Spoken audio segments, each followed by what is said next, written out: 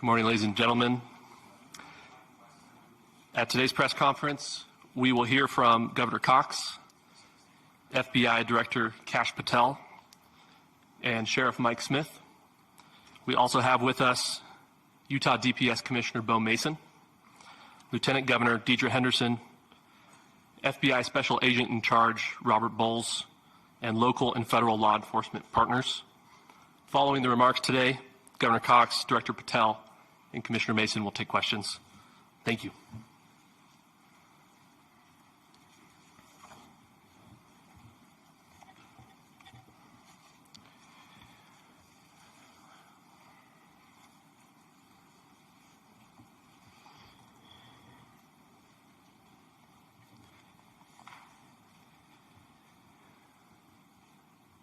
Good morning, ladies and gentlemen. We got him. On the evening of September 11th, a family member of Tyler Robinson reached out to a family friend who contacted the Washington County Sheriff's Office with information that Robinson had confessed to them or implied that he had committed the incident. This information was relayed to the Utah County Sheriff's Office and scene investigators at Utah Valley University. This information was also conveyed to the FBI. Investigators reviewed additional video footage from UVU surveillance and identified Robinson arriving on UVU campus in a gray Dodge Challenger at approximately 8:29 a.m. on September 10th, in which he is observed on video in a plain maroon t-shirt, light-colored shorts, a black hat with a white logo, and light-colored shoes. When encountered in person by investigators in Washington County on September 12th in the early morning hours, Robinson was observed in consistent clothing with those surveillance images. Investigators interviewed a family member of Robinson who stated that Robinson had become more political in recent years. The family member referenced a recent incident in which Robinson came to dinner prior to September 10th, and in the conversation with another family member, Robinson mentioned Charlie Kirk was coming to UVU. They talked about why they didn't like him and the viewpoints that he had. The family member also stated Kirk was full of hate and spreading hate. The family member also confirmed Robinson had a gray Dodge Challenger. Investigators identified an individual as the roommate of Robinson. Investigators interviewed that roommate, who stated that his roommate, referring to Robinson, made a joke on Discord. Investigators asked if he would show them the messages on Discord. He opened it and showed several messages to investigators and allowed investigators to take photos of the screen as each message was shown by Robinson's roommate. These photos consisted of various messages, including content of messages between the phone contact named Tyler with an emoji icon and Robinson's roommate's device. The content of these messages included messages affiliated with the contact Tyler, stating a need to retrieve a rifle from a drop point, leaving the rifle in a bush, messages related to visually watching the area where a rifle was left, and a message referring to having left the rifle wrapped in a towel. The messages also refer to engraving bullets and a mention of a scope and the rifle being unique. Messages from the contact Tyler also mentioned that he had changed outfits. I know there has been speculation as well as to the writing on those casings, those bullet casings, and I believe we have that as well. And I will share that with you now. So the area north of Campus Drive Road where the suspect crossed over, you saw some of that in the video that we released last night, consists of a grassy area with trees on the edge of the UVU campus. Investigators discovered a bolt-action rifle wrapped in a dark-colored towel. The rifle was determined to be a Mauser Model 98 30-06 caliber bolt-action rifle. The rifle had a scope mounted on top of it. Investigators noted inscriptions that had been engraved on casings found with the rifle.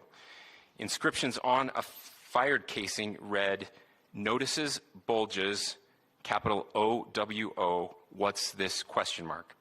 Inscriptions on the 3 unfired casings read, "Hey fascist, exclamation point, catch, exclamation point." up arrow symbol, right arrow and symbol, and 3 down arrow symbols. A second unfired casing read, "Oh Bella Ciao, Bella Ciao, Bella Ciao, Ciao Ciao." And a third unfired casing read, "If you read this, you are gay, LMAO."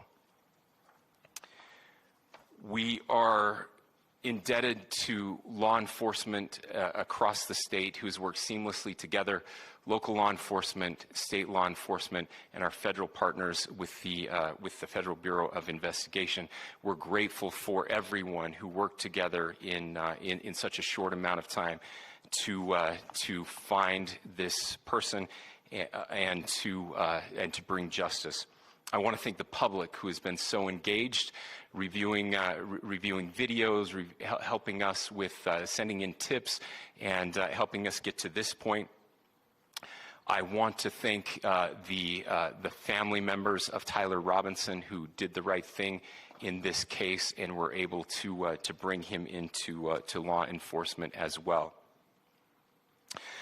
I especially want to thank the family of Charlie Kirk, Erica, Charlie's parents, his children. I want us to be thinking of them as we bring justice in this case. They will be involved in that justice. We will be working very closely with them as we move through this process as well. This is a very sad day for our country, a terrible day for the state of Utah. But I'm grateful that at this moment we have an opportunity to bring closure to this very dark chapter in our nation's history. With that, I will now turn the microphone over to the Director of the FBI, Kash Patel. Thank you, Governor.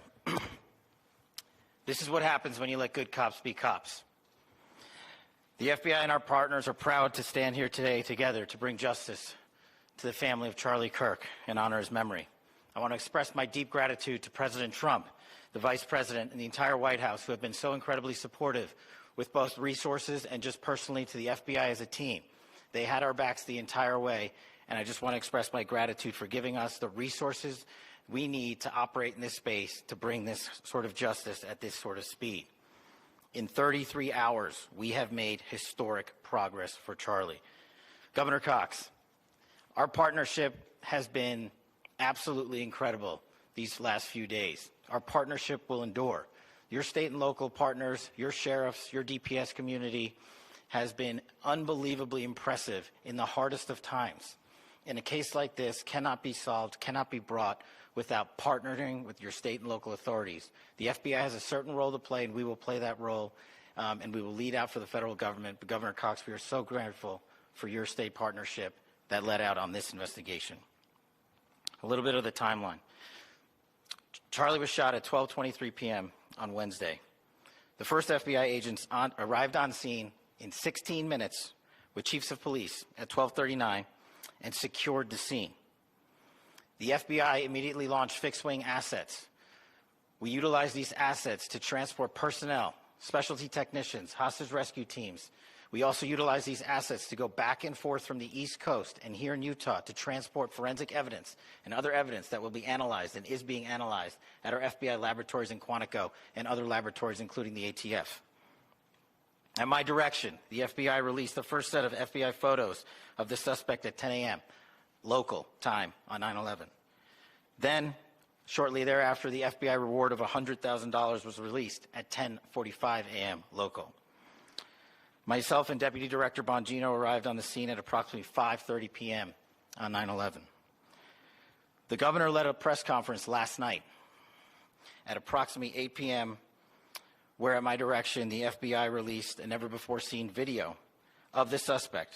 We also released new images to the public of the suspect. And just last night, the suspect was taken into custody at 10 p.m. local time. In less than 36 hours, 33 to be precise, thanks to the full weight of the federal government and leading out with the partners here in the state of Utah and Governor Cox, the suspect was apprehended in a historic time period. And I want to highlight what Governor Cox said. This would not have been possible without you, the media, and you, the public. That's why we went so public, so fast, and we're so transparent, and we're committed to that transparency. The crime scene, just a little bit there. It is a large crime scene. State and local authorities, along with federal authorities, processed that crime scene quickly. And I even had the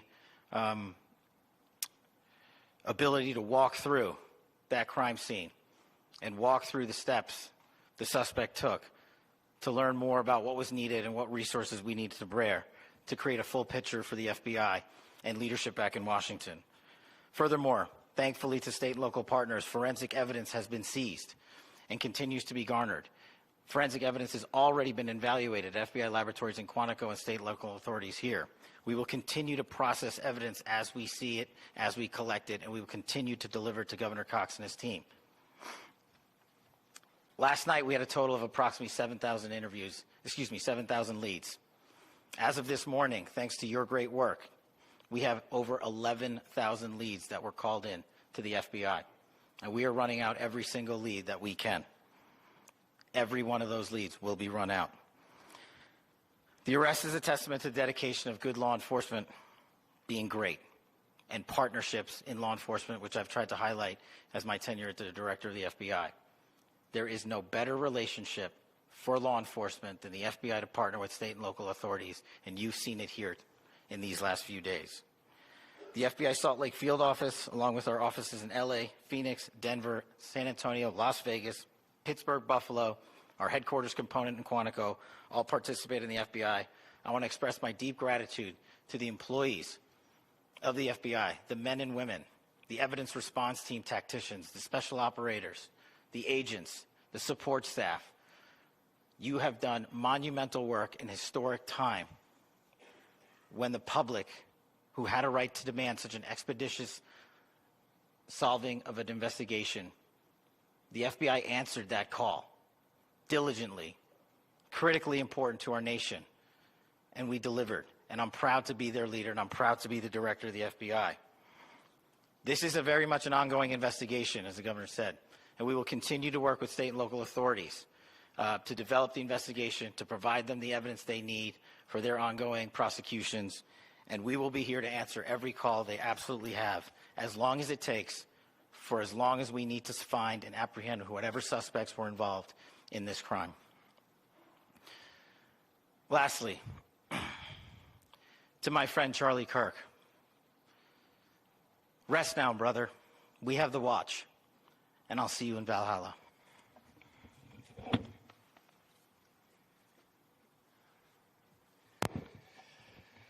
Thank you, and good morning. I would just like to take a few minutes as the sheriff to express my gratitude for everybody who has played a part in this investigation. As you know, it's been a vast, a complicated, and a very, very fast-paced investigation. You're looking at people standing up here who are running on, if they got an hour's sleep in the last couple of days, they're probably lucky. It has been very taxing. It has been so impressive, speaking on behalf of the local law enforcement, to see the cooperation that we've seen in this type of case. Across the state, sheriffs, chiefs, our state partners have stepped up and have come to the call on anything that we needed. Our county chiefs have been phenomenal. Our Utah County Attorney, Jeff Gray, who's standing up here with us, has been phenomenal in leading us through this investigation. I would like to thank the federal government for their resources, their assets. Our local team here, our FBI team, has been extraordinary in helping us work through this and bring this person to justice. Most of all, I would like to thank the public, and specifically, I would like to thank the public who turned to prayers and who turned to positiveness for us. I would like to thank them on behalf of the law enforcement community, because we needed those prayers.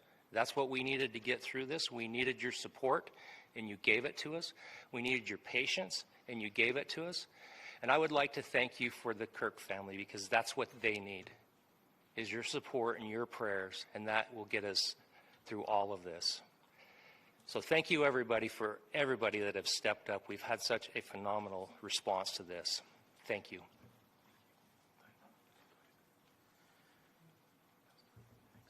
I also want to give a special thanks to the Attorney General and the Department of Justice. Their unwavering support and their commitment to justice is shown true here. And without AG Bondi and Deputy Attorney General Todd Blanche and the resources they brought to bear, we would not have been able to complete our mission. And I just want to say special thanks. It's an honor to be a part of the Department of Justice. Thank you again to our incredible law enforcement team who has worked so hard. Sheriff, I got a solid 90 minutes last night, so I'm probably the most well-rested person up here.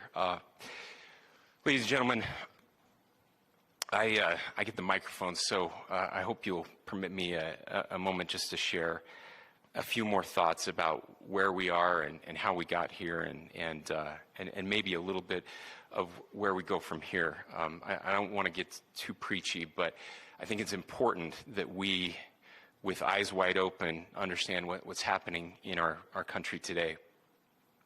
I've heard people say, well, why are we so invested in this? There's violence happening all across our country, and violence is tragic everywhere.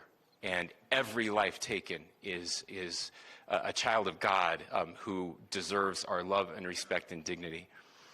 This is certainly about the tragic death, political assassination of Charlie Kirk. But it is also much bigger than an attack on an individual. It is an attack on all of us.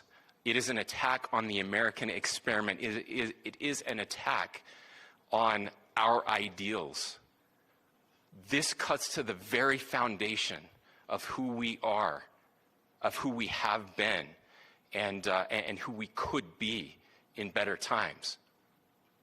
Political violence is different than any other type of violence for lots of different reasons. One, because in the very act that Charlie championed of expression, that freedom of expression that is enshrined in our founding documents, in having his life taken in that very act, makes it more difficult for people to feel like they can share their ideas, that they can speak freely. We will never be able to solve all the other problems, including the violence problems that people are worried about, if we can't have a clash of ideas safely and securely. Even, especially those ideas with which you disagree. That's why this matters so much.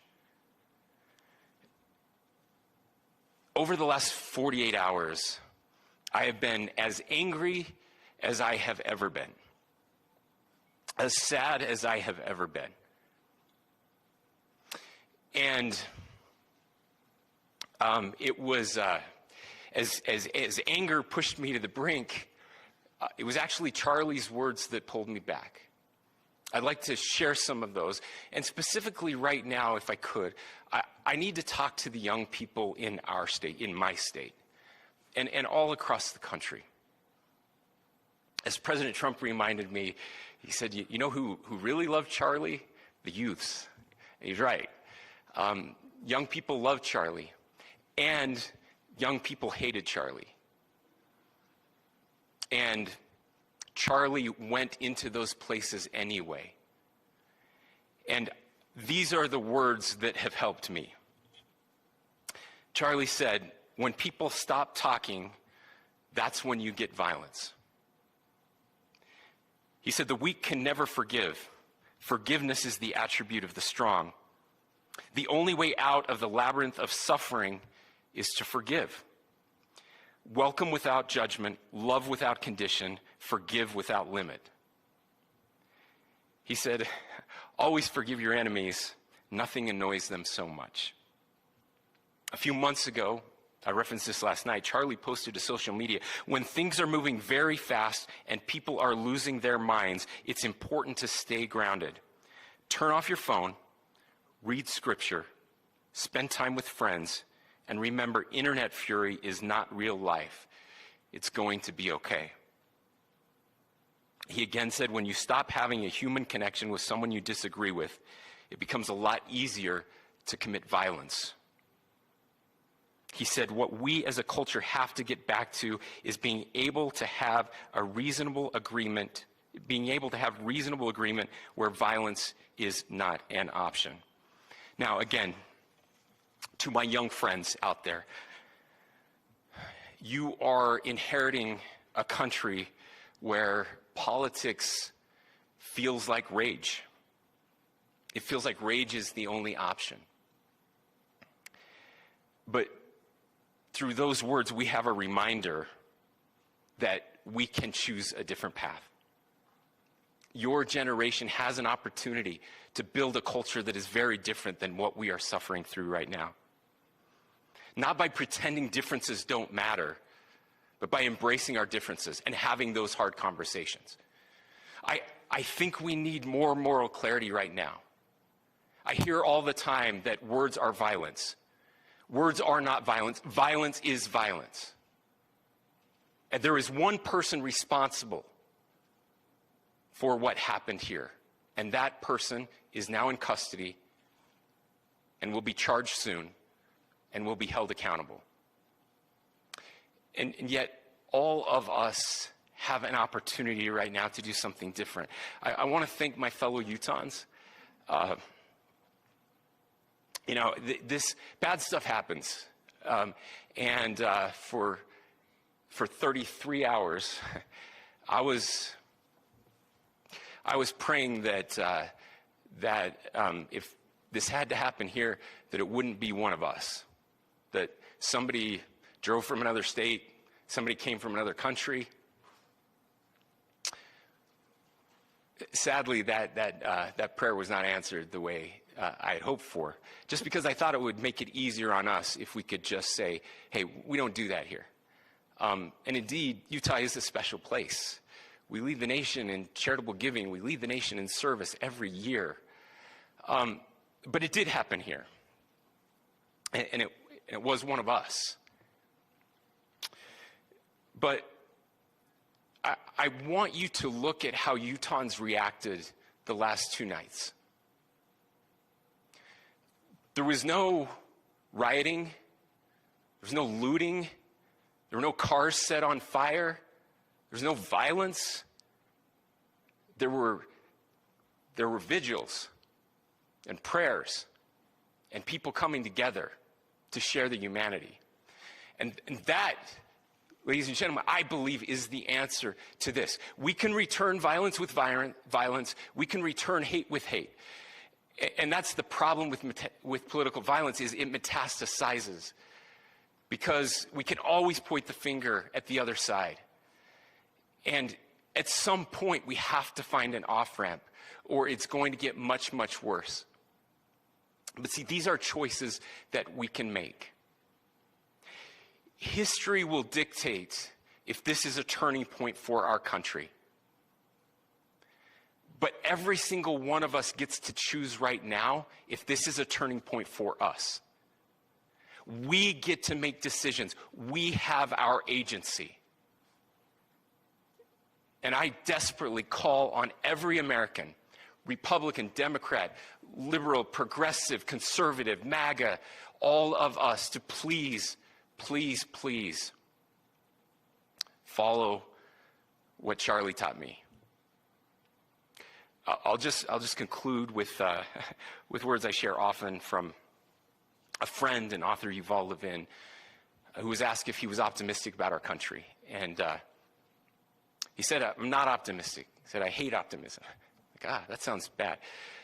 But he said, optimism is a vice. It's this idea that good things are just going to happen.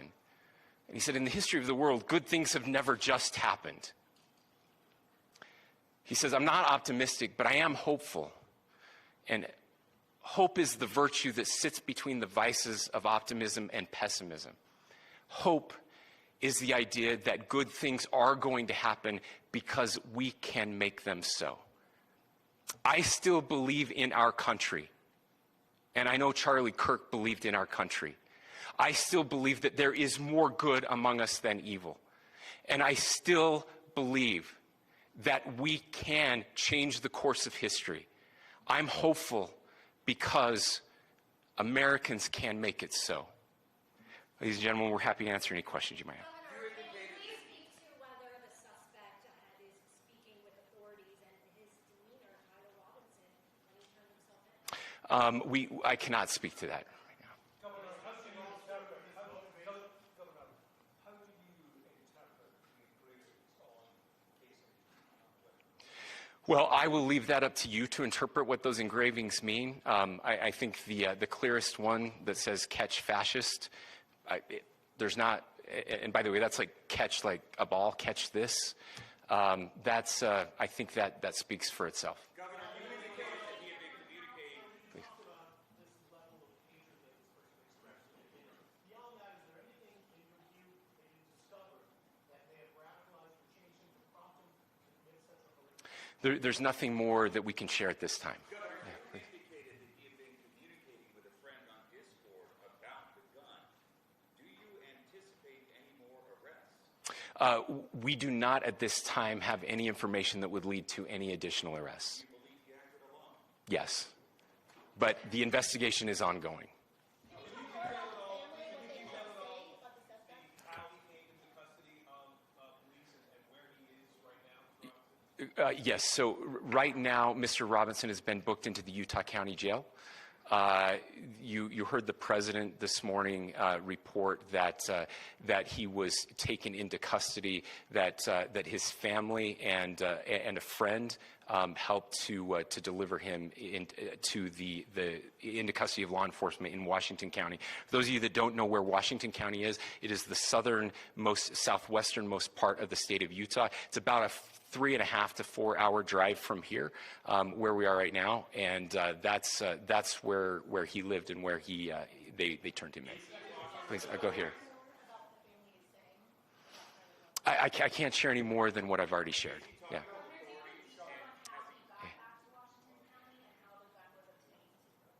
So how we obtained the gun was found here. So I don't have much more details on that. We do know that he drove. We had his car here on campus, and then we had his car going south back to the St. George. It's actually the city of Washington in Washington County. Is he talking with authorities and did he discuss a motive? I'm sorry? We don't have any information that would lead us to believe that. Yes, in fact, it was just released. Yes. Talking with authorities and did he discuss a motive? I can't answer that right now. Yeah, thank you. Over here.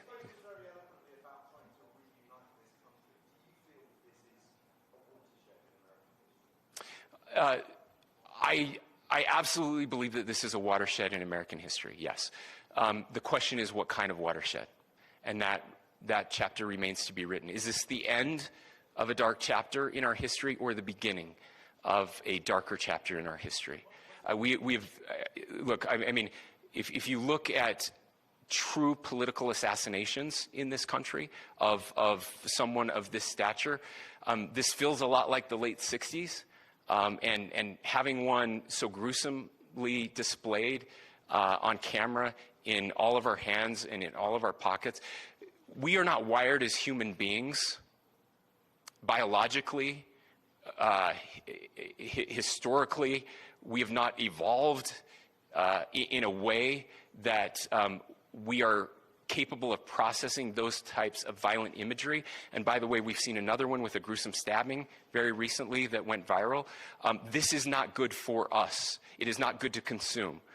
Social media is a cancer on our society right now. And I would encourage people to log off, turn off, touch grass, hug a family member, go out and do good in your community. That is happening, and it's happening organically right now. I had a friend in a small city in Utah who said, we're getting together, the Republicans and Democrats in my little town are getting together to have a discussion last night, just to find a way to find their better angels. So yes, this could be, I mean, again, you have to go back to JFK to have seen a video live of something like this happening. I wasn't born until 1975, but I know that things were really dark in the late 60s. Sorry to some of you. I know some of you were there. This is our moment. Do we escalate, or do we find an off-ramp? And again, it's a choice. It's a choice, and every one of us gets to make that choice. Two more questions right here. Could we clarify that the release of those enhanced images at 8 p.m., the timeline that Director Patel gave us, led to the arrest at 10 p.m.? Is there a direct connection between those two events? I cannot comment if there is a direct connection or not, but all I can say is that through some process, the family came to know that this had happened. One more thing, Governor. Could you just clarify the clothing issue you mentioned earlier? Was he changing outfits? Correct. Yes. So when he's first spotted on campus, he has different clothing on, and then he changes clothing on the roof, and then changed back into that clothing at some point, so that when he was apprehended, when he was arrested, the clothing matched the clothing he had on before the shooting here at UVU. Last question here. Yes. Suspect was freshly caught. Can you kind of tell us a little bit more about where, and was he a student here at this university, and is there any history of mental illness? Yeah. So I don't have any information on the mental illness part. He was not a student here at UVU. He was living and had lived for a long time with his family in Washington County, in the southernmost part of our state. Thank you, everyone, for your great work in getting this information out. I will just say, process-wise, this may be important. I know many of you aren't familiar with the process in Utah. I think it's important that you understand that. Basically, we have 3 days for charging documents to be filed. A CI will be filed. We'll have more information then, more detailed information as those charging documents are filed in preparation for a preliminary hearing. So 3 days. So we would anticipate then that early next week those charging documents will be filed. We will obviously be working. The county attorney will be working very closely with Mr. Kirk's family as those documents and decisions are prepared and made. Thanks, everyone.